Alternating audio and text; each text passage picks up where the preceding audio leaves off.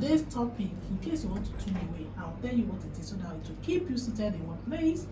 Today's topic is how to identify fake land sellers, land grabbers, fake ones. This is a very hot topic today. For every land you are interested in, always ask for the survey plan, the deed of assignment, track the history of the transfer.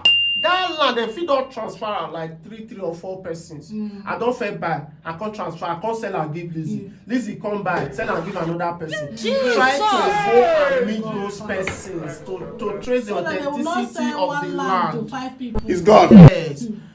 Ensure you get a copy of the original receipt and the copy of the C of O or RO of O when applicable.